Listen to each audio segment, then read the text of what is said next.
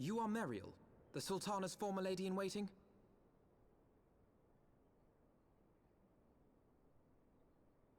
I know no one of that name. Pray excuse me.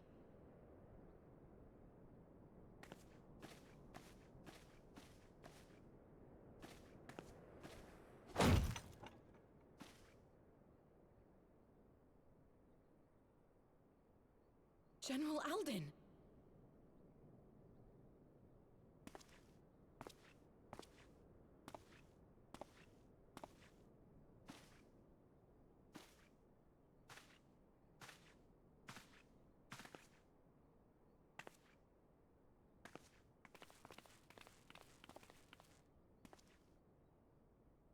We will have the truth from you, girl.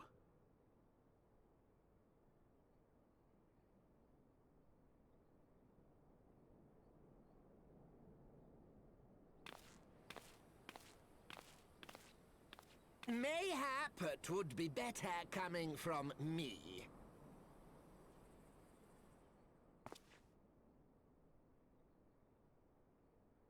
Lonorito, you'd best talk fast. As you know, Teleji Adeleji's Cartano reclamation bill was no more than a facade. A means to get his grubby little hands on that Allagan monstrosity Omega. When he learned of Nanamo's intention to abdicate, however, he was forced to amend his plans. Suddenly, assassination seemed the most promising way to further his ambitions. I am told Teleji had discovered a maid in whose veins ran the blood of House Thorn. A new, more pliable puppet to sit the throne. 'Twould have caused an uproar, of course, but few could have contested her claim.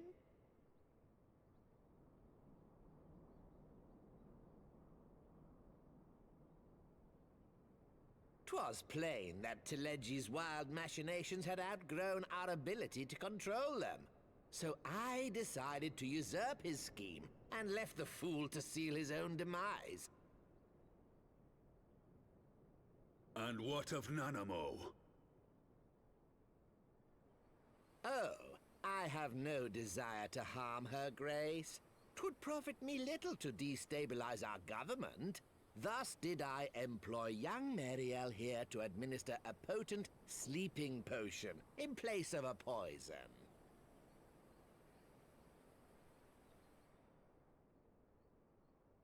You should know, General, that your dear friend Ilberd was fully aware of my plan. I had him lie about the assassination as a means to prime your rage against Teleji. We weren't entirely sure how you would react, but things went rather better than expected.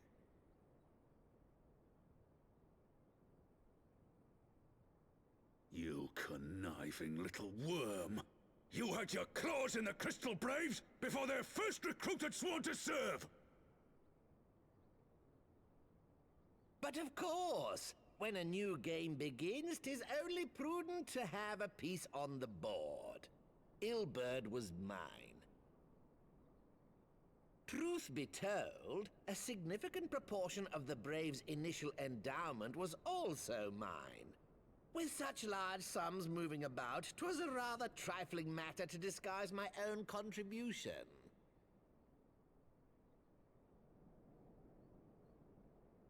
Ah, Ilberd. I secured his services with a promise to support his cause once my authority had been solidified. I swear, the man thinks of naught but prizing Alamigo from the grasp of the Empire.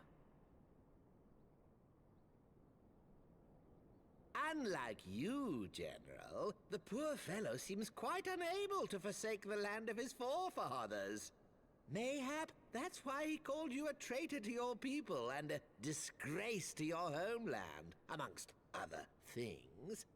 What was it he always compared you to? Oh, yes, an overgrown lapdog begging for scraps at the Sultana's table.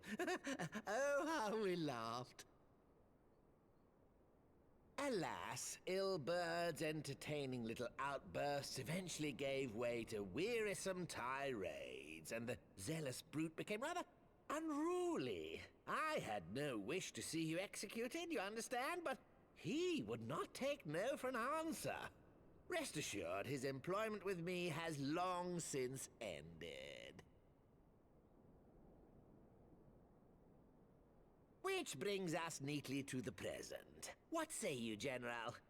Both you and the Sultana are alive. We have one corpse and one fugitive. And preparations have been made to restore your good name. Shall we cry quits and start again with a blank ledger? The hells we will! Do you honestly expect me to forgive and forget? After all you've done? You're guilty of high treason! Stay your blade, Master Alden. You yourself are not innocent. Or have you forgotten your own crime in executing Teleggi Adeleggi without trial? Though you acted out of loyalty to the Sultana, such deeds are in violation of both the word and spirit of the law.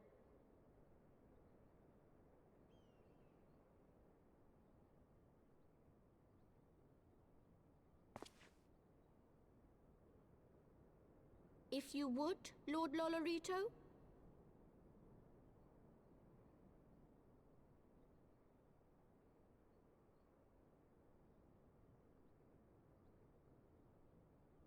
This potion will wake the Sultana from her slumber.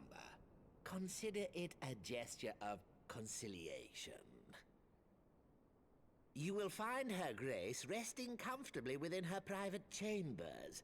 Should you doubt my word, I shall willingly accompany you to the palace as your hostage.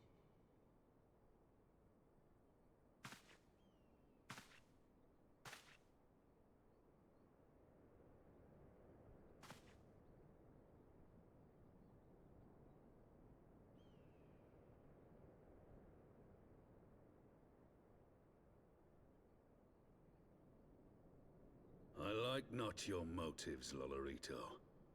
But you saved the Sultana's life, and for that, you have my gratitude.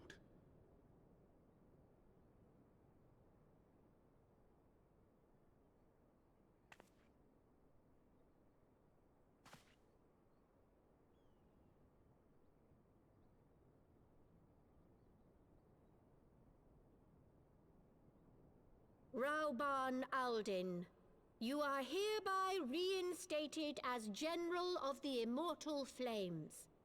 The citizens of Ul'dah shall once more be united under Nanamo Ul'Namo, and together we shall usher in a new age of prosperity.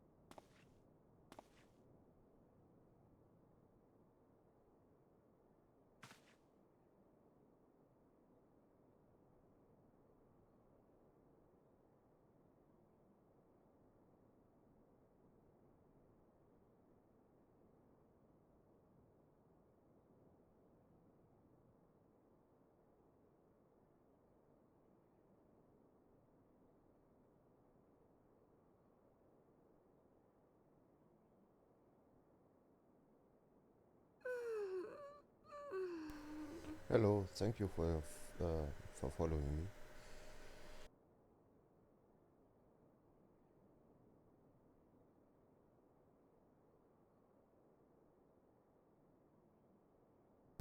I'm good. How about you?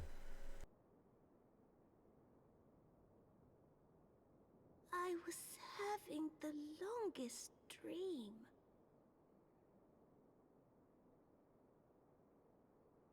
"'Tis time to wake up, Your Grace.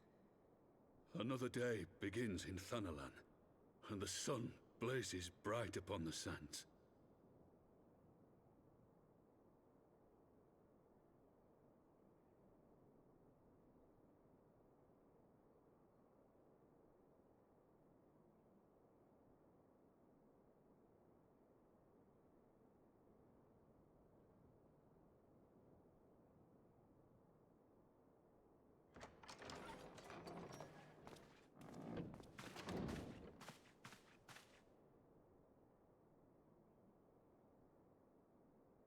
Her Grace is awoken. The palace physician assures me she's none the worse for her slumber.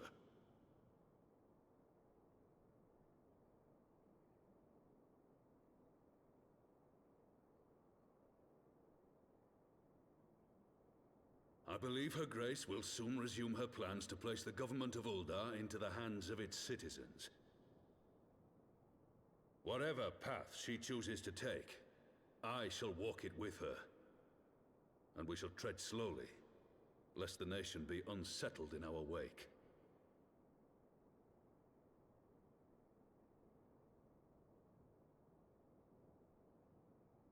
Her Grace's compassion is a shining beacon to us all. But what our city truly thrives upon is competition. 'Tis in the struggle against our rivals that opportunities are seized and fortunes made. And with the Empire on the offensive once more, now would hardly seem the time to turn our system of government upon its head. Are you privy to new intelligence, my lord?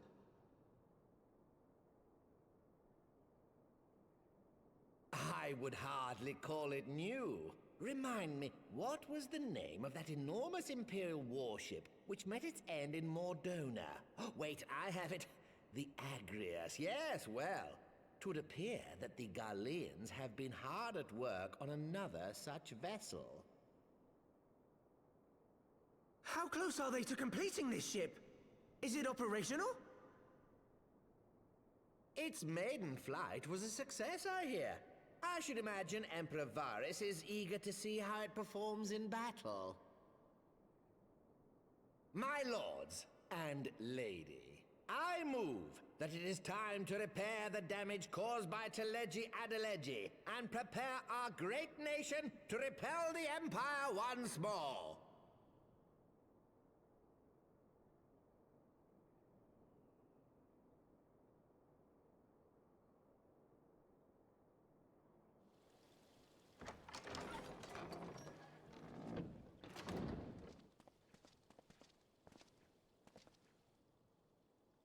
"'Tis well that the Sultana has awoken. The Syndicate yet needs to put its house in order, but 'twould seem the worst of the confusion has passed. Uldar has taken control of its future, and I must do the same.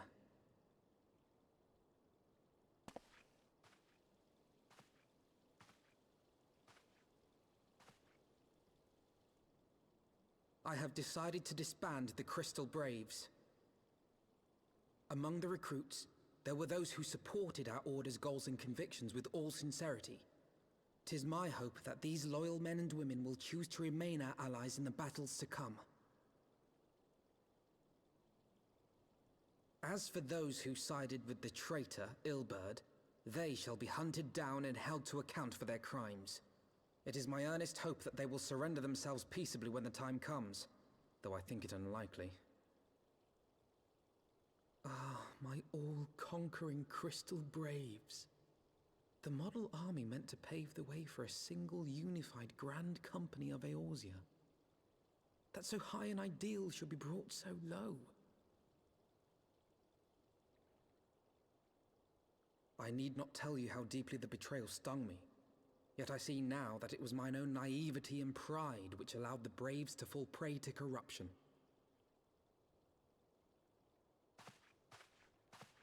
As ever, it is to your own shining example that I turn for inspiration. Like you, I mean to stand firm in the face of hardship and give mine all for the cause. Let us resume the search for our missing comrades, that we might come together to shine the light of dawn across the realm once more. The role of Crystal Brave Commander suited me ill, and I shall play it no longer. Henceforth, I shall be no more or less than Alphino, proud member of the Scions.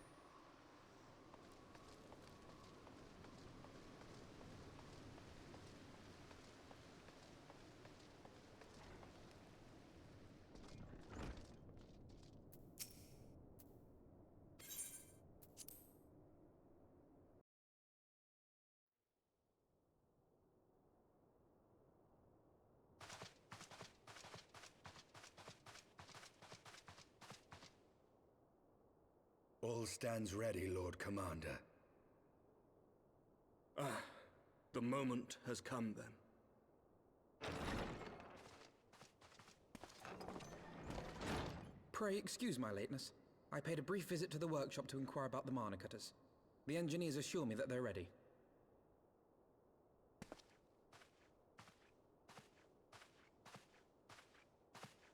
The area is now but a short flight away. Yet what a long and winding path we took to reach this point. Were it not for Master Alphino's proposal, we never would have attempted to parley with the dragons. Though our negotiations yielded little, our expedition with Lady Isar taught us much.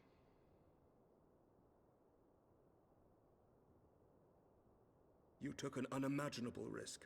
I could scarce believe the tale Estinian told.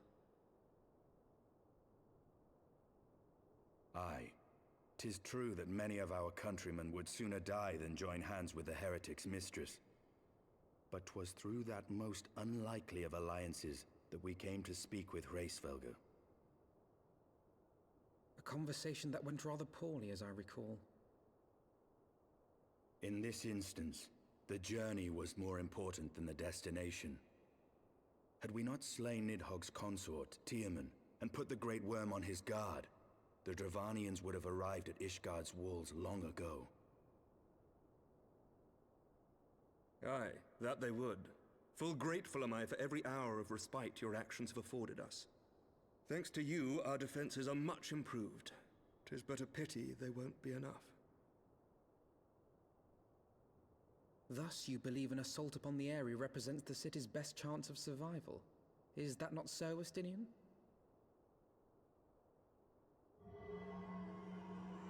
I am under no illusions. Nidhogg's might is legendary. But with his eye in my possession, I can stifle his strength at the source. Victory will be hard won, even so. And I shall be glad indeed to have the Warrior of Light at my side. You shall have my blade as well. There are more of these mana cutters to be had, yes? Lord Commander, no! How can I, a proud knight of Ishgard, stand by and do naught while an outsider risks life and limb for our homeland? I swore an oath to protect this city. Pray leave the slaying of dragons to dragoons, Sir Knight. Your duty to command the city's defense is no less vital. Should we fail, and Nidhogg slip through our grasp, who then will hold the walls against him? Will you leave Ishgard in the hands of the Holy Sea's zealots? There are others. Who but you has the authority and the standing to orchestrate a city-wide defense? I do not, and neither does the Warrior of Light. That is why it is our place to fight, and yours to remain here, Lord Commander. What? You too, Master Alphino? By the Fury! You have shown some promise, but this adversary is far beyond your skills.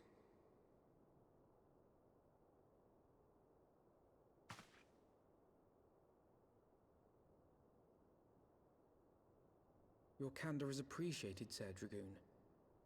I shall remain then and cheer you from afar.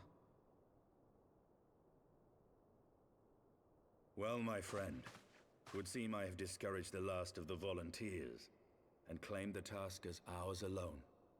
But if any alive can best this worm, 'tis surely we too.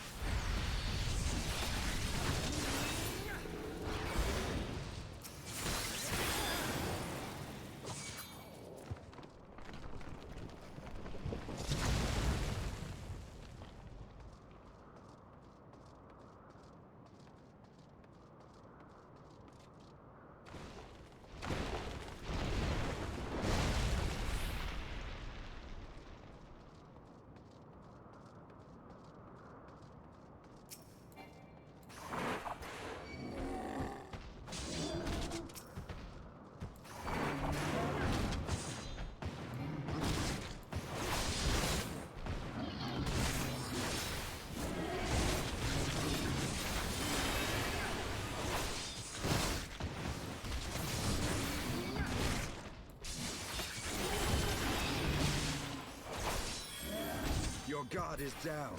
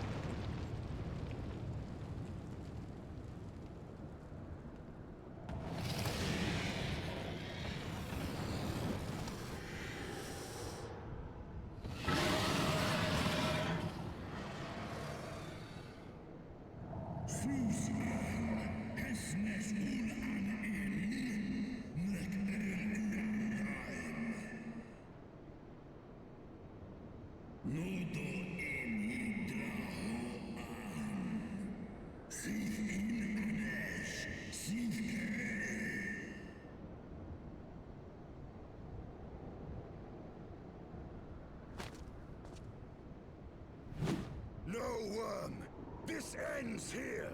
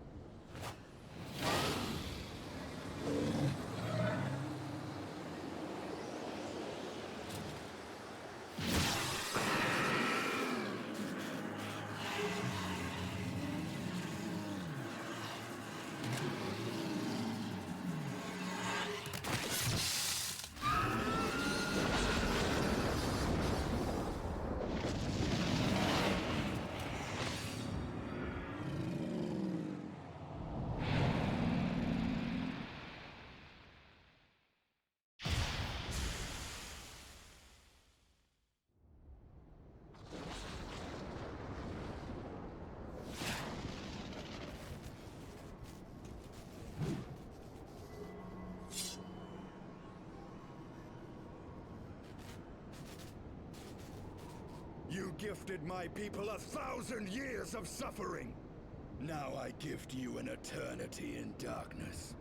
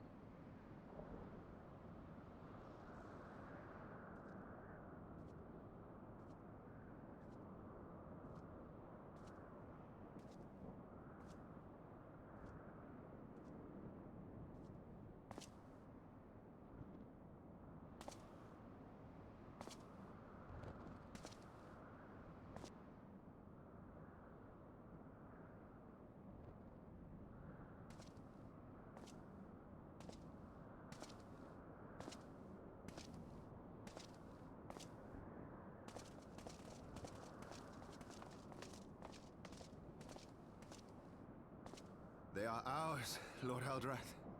The eyes of Nidhogg.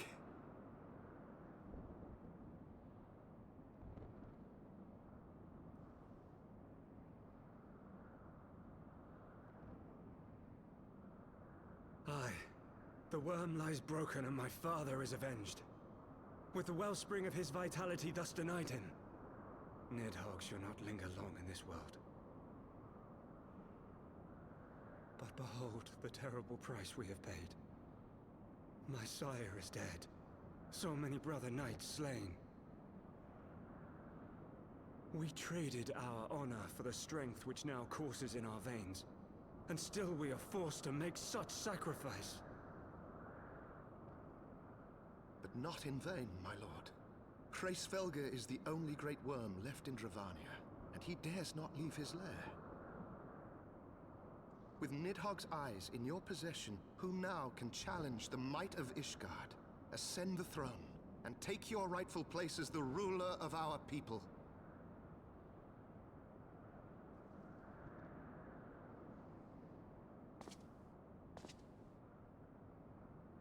Nay, my friend.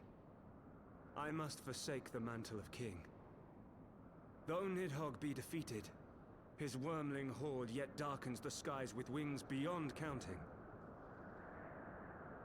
As one who partook of Ratatoska's strength, it shall be my penance to bear a knight's arms until death grants me leave to retire. When that day comes, no prince shall perish, but a hell's-bound hunter of dragons. But Lord Haldreth, what then shall become of the royal line? Think of your people, my lord. Without a king, who will the common man turn to in his hour of need? How will he find his way without your benevolent hand to guide him? I thank you, Sir Flavian and Sir Silvertrill, for dispelling my remaining doubts. With men of such wisdom and compassion in service to the realm, 'tis plain that Ishgard has no need of a king. But if you must bow to the demands of tradition, you need look no further than yourselves for one worthy to wear the crown.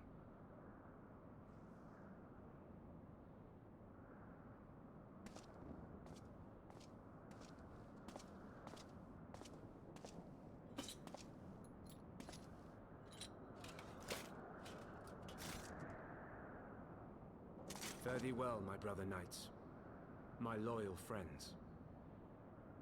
On these shoulders shall I bear the weight of my father's sins. With this lance shall I repay the debt accrued through our misdeeds.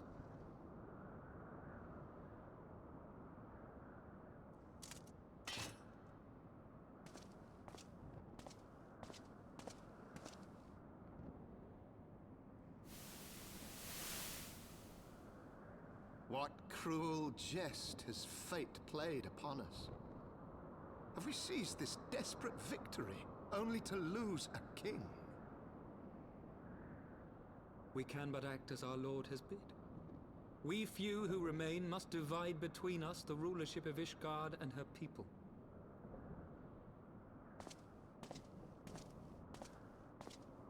Not I. My oath was to Lord Haldrath, and he alone. If he is not to be king, then I would hang up my shield as well. Will you abandon us too, sir?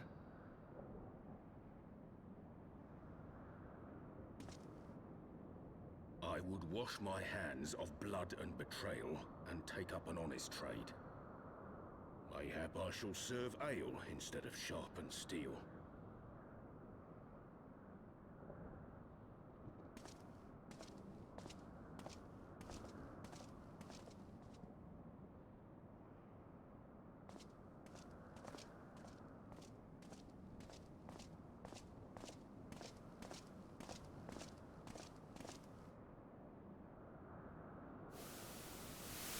We four, then. Forton, Hylanat, Dyrendare, and Zemail. But 4 houses to rule all of Ishgard. And what of the throne? We keep it empty. Until the day a king rises once more, we must assume the role of stewards. We shall shape our nation anew with a history of our own making, and let the truth of this dark day die here, upon the battlefield.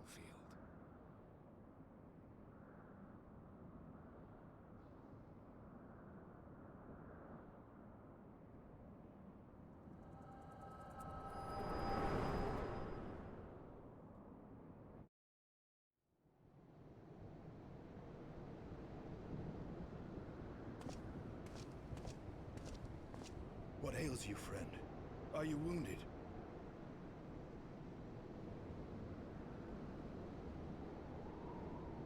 You have borne witness to history. To the culmination of the first battle with Nidhogg. The legend of Ishgard's founding tells that our ancestors were led to the land of Kurthus by the valiant King Thordan. In the midst of their journey, they came to a wide chasm, where they were set upon by a great worm, Nidhogg. A furious battle then ensued, with Thordan leading the van. Though the brave king was slain defending his people, his son, Haldrath, the first Azure Dragoon, fought on undaunted.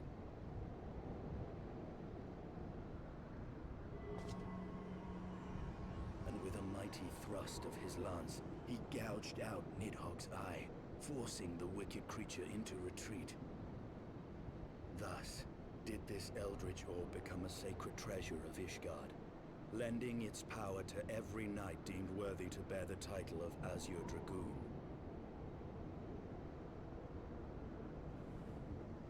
A rousing tale, is it not? Would that I could still believe it. But your vision, which we must accept as immutable truth, leaves no room for doubt, save on one point. If Haldrath took both of Nidhogg's eyes, then how came this eye to be lodged in the worm's skull?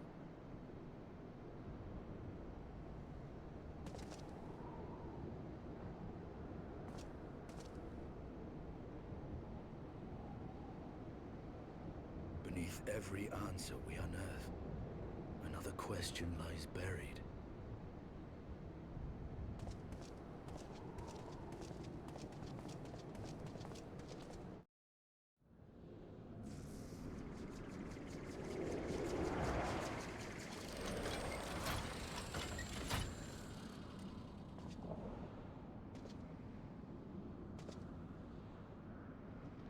Twas a fierce battle, but one I knew we would win. Your fame is well deserved, warrior of light. Full proud am I to have fought at your side. I would fain return with all swiftness to Ishgard to inform the Lord Commander of our triumph.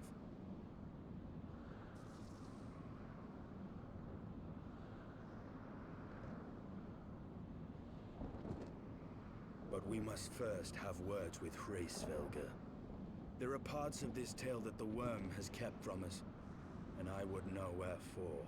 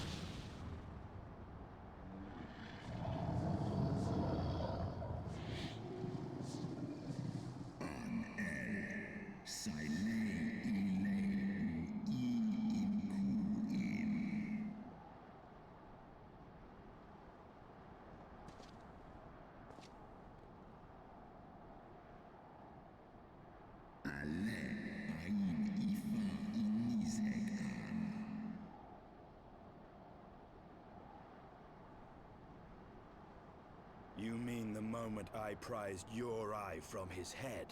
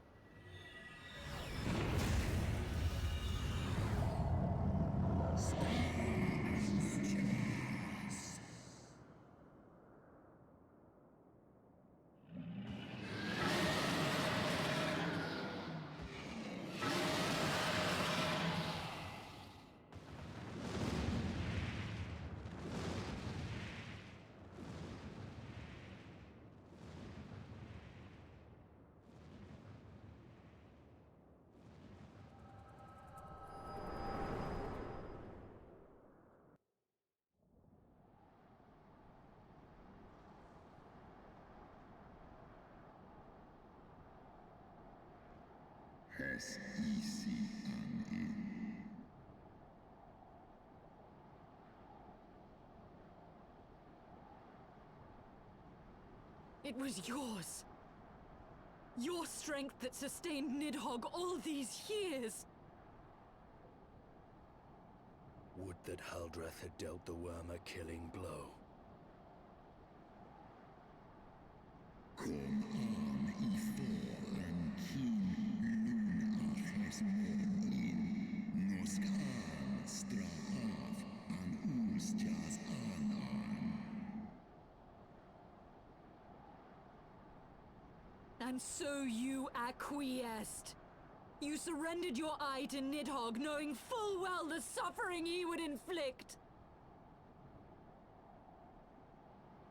This one som anskin in Ela.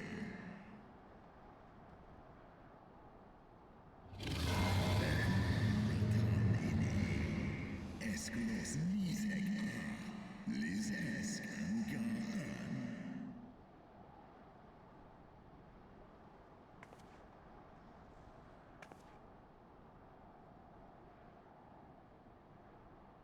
I'm fire. Call an. Tonlos Ineskla.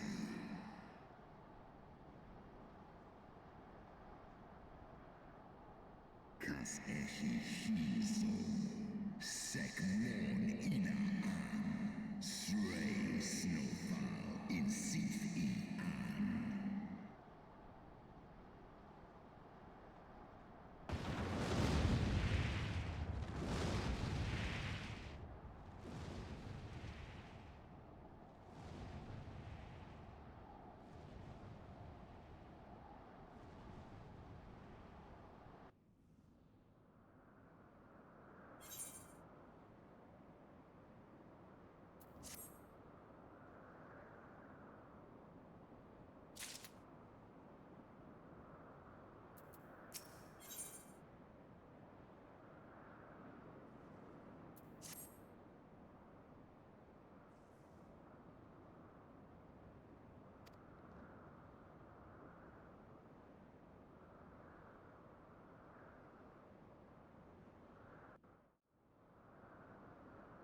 Twas my life's goal to slay Nidhogg.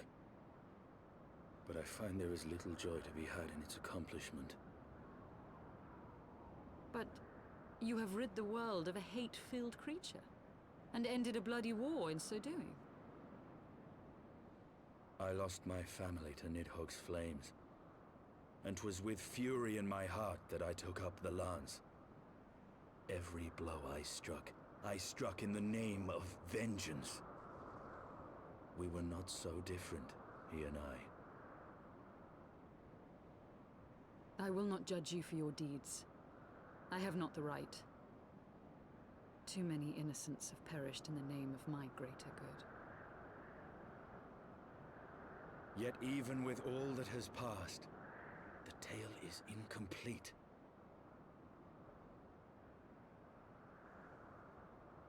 We are short a great worm's eye. Of the pair which Haldreth took from Nidhogg, only one is known to us, the one I bear. What then became of the other? Why did Nidhogg, who had taken such pains to prolong the Dragonsong War, suddenly decide to hurl his entire army against the walls of Ishgard? Lord Commander. Aye. The deed is done. Nidhogg is slain. What? In the city? A battle with whom? At once, Lord Commander. Hold firm till our return. Fighting has broken out in the city. Lord Emmerich was sparse with the particulars, but it seems some commoners threw open the gates to a force of heretics. I gave no order to attack. Are we to mark the end of the Dragonsong War by spilling the blood of our own? Mayhap Hraesvelgr was right about us. Let us away, Warrior of Light. The people must be saved from themselves. Wait! I would join you! There has been enough violence. I will appeal to my people in the city and make them see reason.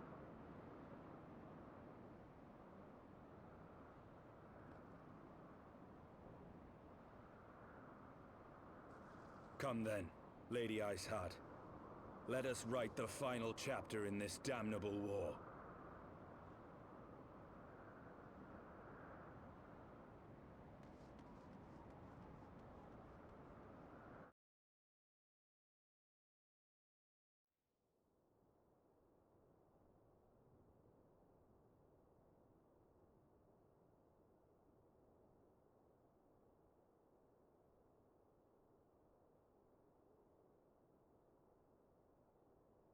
A small army of heretics has invaded the city, Your Eminence. But there is no cause for concern. A sizable contingent of our soldiers is already in place to repel the Dravanian assault, and the intruders will soon find themselves outnumbered and outmatched. Our plans proceed apace, then? Yes, Your Eminence. This unrest shall serve to feed the people's fear of the heretics and the dragons both. And lend renewed fervor to their prayers for deliverance. Very good. Grant our guests what time they need to sow a measure of chaos, then order the Temple Knights to crush them. Your will be done.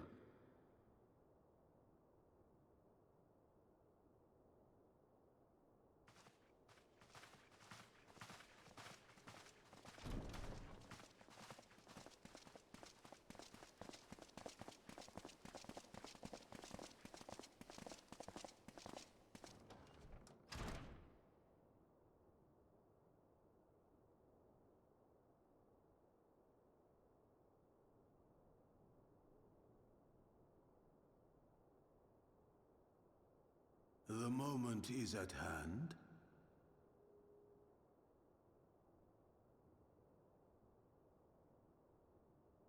Excellent. All shall soon be in alignment.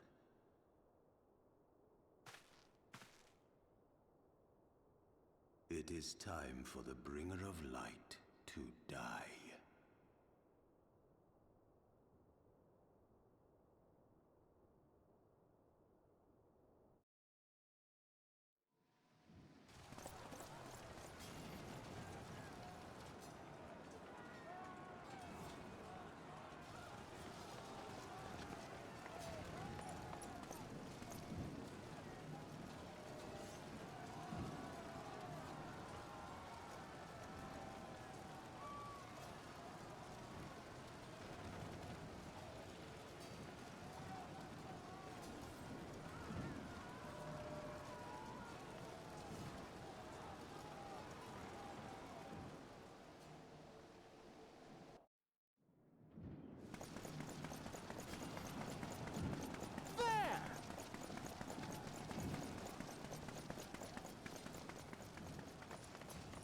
Comrades! Sheathe your swords! There is no need for further bloodshed! My lady! She has come!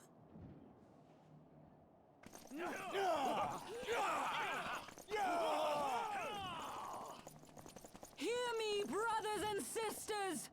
The war is ended! Nidhogg is no more!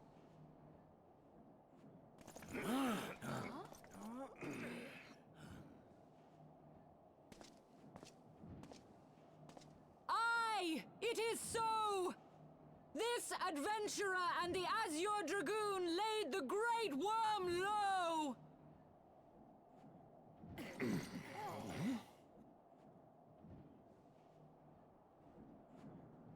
The endless cycle of violence between man and dragon was born of our forefathers' treachery.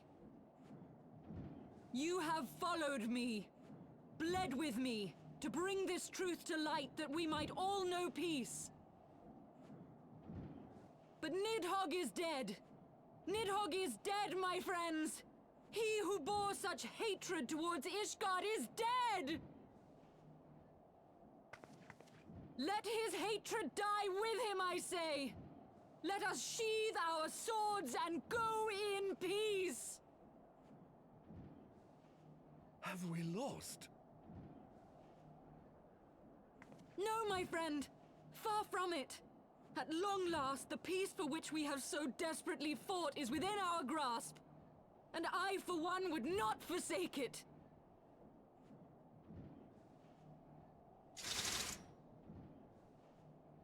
Peace?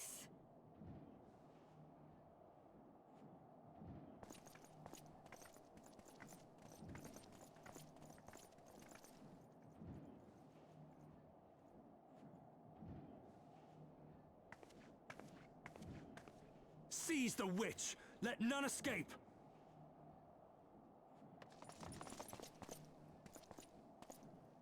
Providing aid and succor to the wounded should be our first concern. If the heretics mean to observe the peace, then it would be folly not to do the same.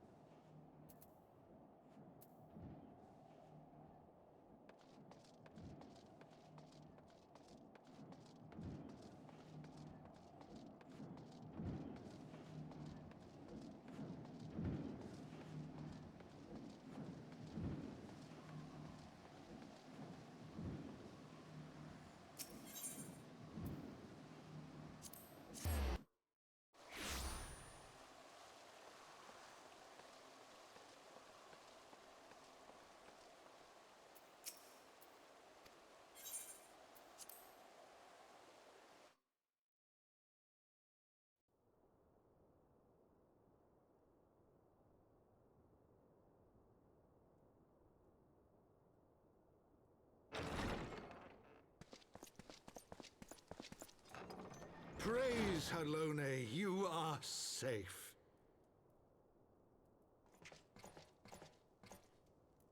My safety was never in doubt, Father, for I had the Azure Dragoon and the Warrior of Light by my side.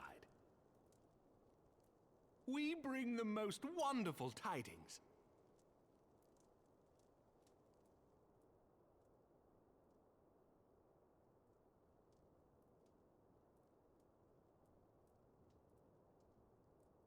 The infamous Lady Iceheart, here in Ishgard? This is most unexpected. She has done much to quell the violence. The Inquisition may not approve, but we are glad of her presence. And with the Great Worm's demise, even our nation's more reactionary elements will have scant grounds to press for her immediate impeachment. My thoughts exactly. What of the truth revealed to us by Hraesvelga? That the origins of the Dragonsong War, a core tenet of Ishgardian faith, are quite unlike those depicted in the scriptures. That men and dragons once lived together in harmony, and that it was man's treachery which shattered the peace and plunged our peoples into war. The same scripture also describes the origins of the High Houses. Were it exposed as false, the legitimacy of our rule would be called into question. If both Highborn and Lowborn can trace their ancestry to Thordan and his Knights 12...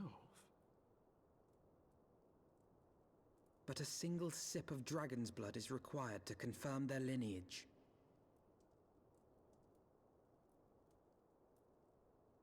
If the Holy See knew of this and chose to remain silent, their crimes are grievous indeed. Regardless, this state of affairs cannot be allowed to continue.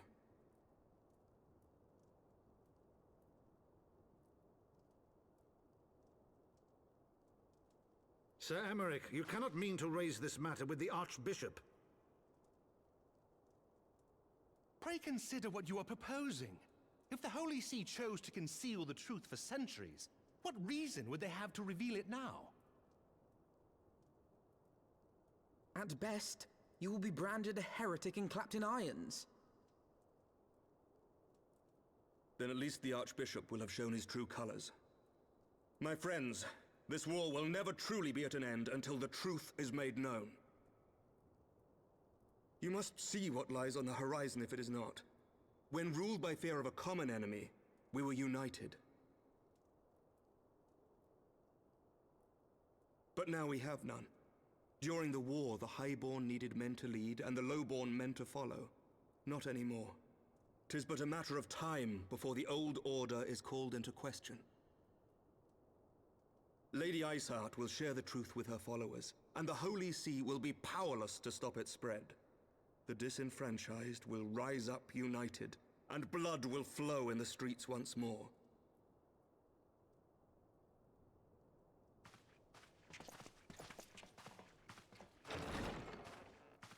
A divided Ishgard will not survive.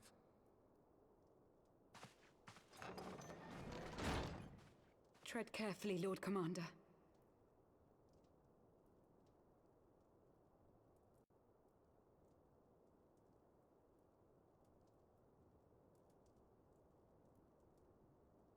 My lady, is it wise to let him go? I sympathize with the Lord Commander's desire for reform, but to approach the Archbishop in this manner bespeaks an idealism to which I did not think Sir Emmerich prone.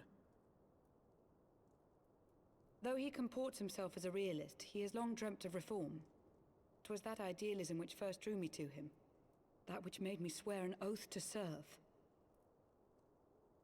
We must not think of ways to hinder his cause, but rather ways to aid it, even should the Holy See cry heresy. You cannot mean... If the Lord Commander does not return from the vault at the appointed hour, I mean to go and fetch him. Have care, my lady. Your words border on treason. Should they reach the wrong ears, you will be declared an enemy of Ishgard. That is a risk I am willing to take. Lest you forget, my lord, I am not born of this land. My loyalty is to the Lord Commander alone. But I speak only of what may come to pass. If the rumors regarding his heritage are to be believed, we have naught to fear.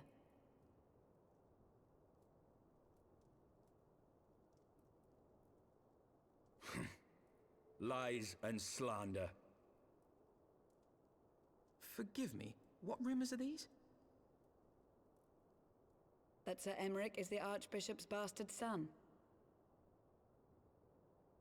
Senior clergy are not permitted to marry and sire children. But even the holiest among us are not immune to temptation. I labor to believe it. Sir Emmerich is truly the Archbishop's son. He has never been publicly acknowledged as such. But the rumors have plagued him since childhood. That he rose to his current position, despite being despised as a bastard and accused of profiting from his father's influence, bespeaks the quality of his character.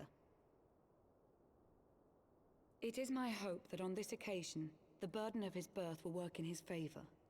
Should our worst fears be realized, the Archbishop will not be so quick to execute his own flesh and blood, affording us time to mount a rescue. Bastard or trueborn, he is our nation's best hope. If the Holy See dares to threaten him, I shall lead the charge against the vault myself. Hear, hear! The future of Ishgard rests on Sir Emmerich's shoulders. I too will do mine utmost to aid his cause. Orshafon, be reasonable.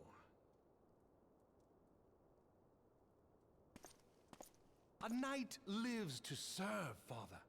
To aid those in need. The people need Sir Emmerich more than ever, and we may be his only hope. There is no greater calling for a knight than to save the life of his fellow man. I swear to you, on the sigil of our house, that I shall do this and make you proud.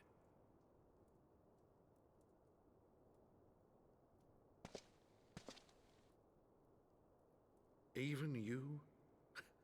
Romantic, reckless fools, the lot of you. So be it.